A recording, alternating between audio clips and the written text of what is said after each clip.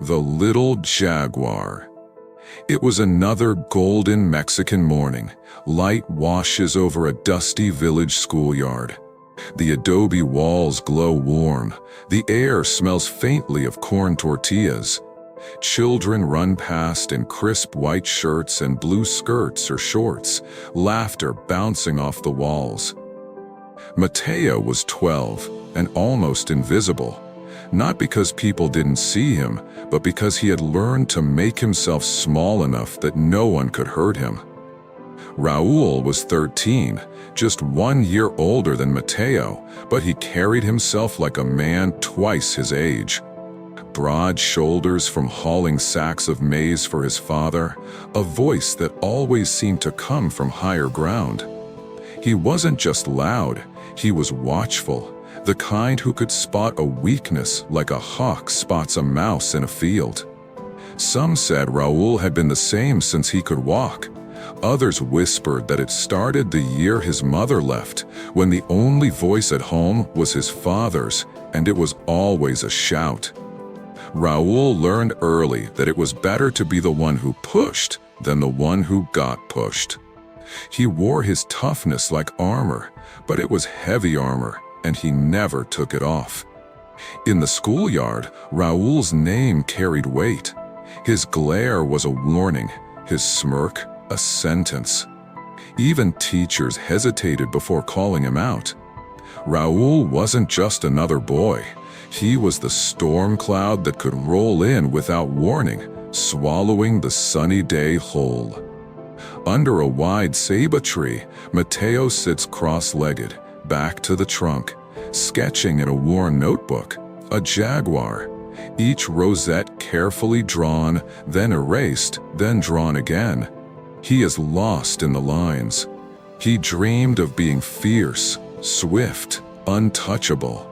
But dreams are fragile when you keep them hidden. A long shadow stretches across Mateo's notebook. He doesn't need to look up to know who it belongs to. Then came Raul, bigger, louder, feared by all.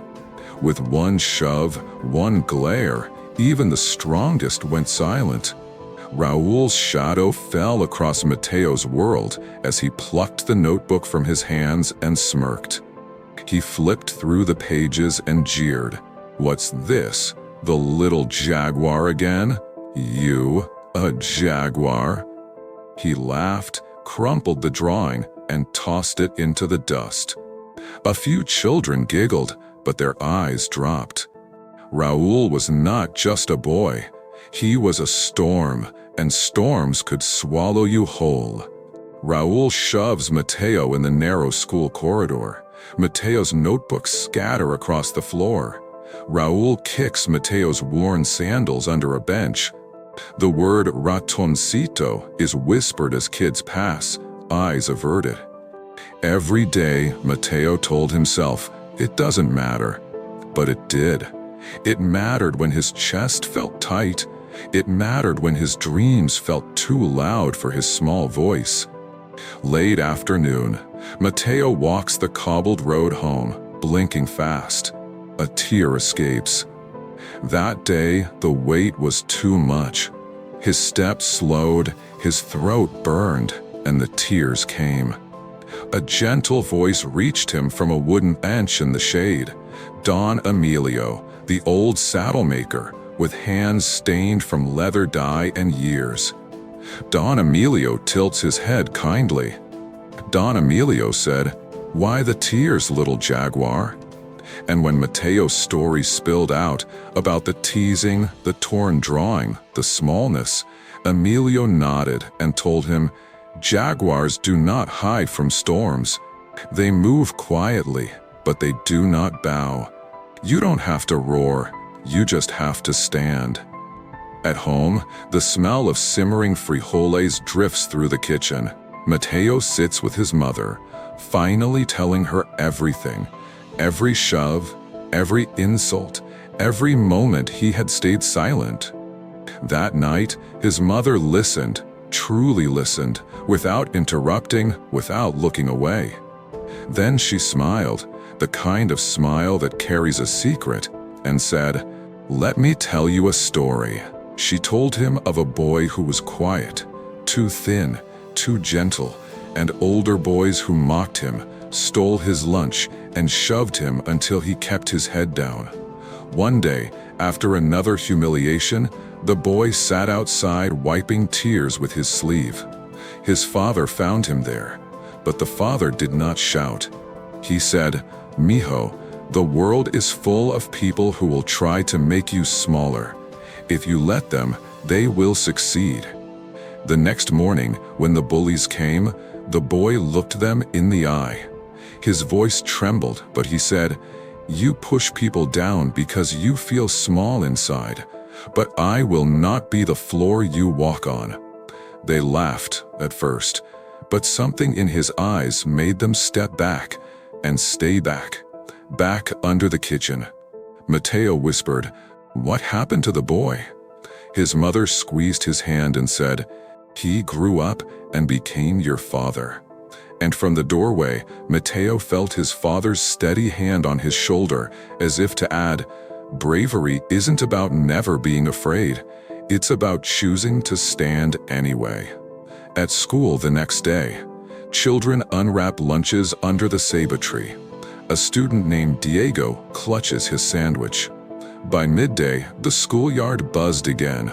Raul strolled up to Diego, snatched his sandwich, and smirked. He said, "Thanks, Diego, I needed a snack." Diego's eyes dropped, the way Mateo's used to. Mateo stands, breath shaking once, then steadying. This time, Mateo didn't look away. He walked forward until he stood between them and said, "Give it back."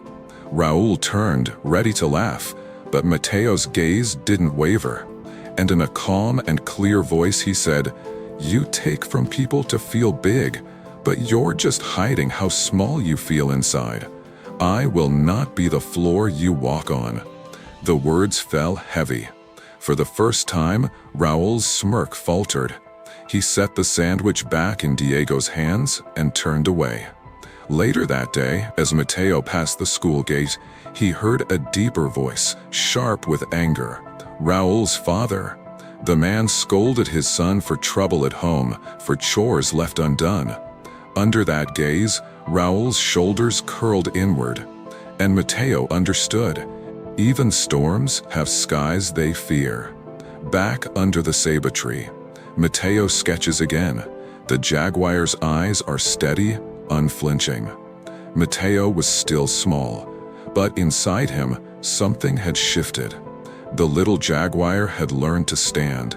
He would still feel fear sometimes, everyone does, but he would not be the floor beneath anyone's feet ever again. True courage is not the absence of fear. It is choosing to stand even when your legs tremble.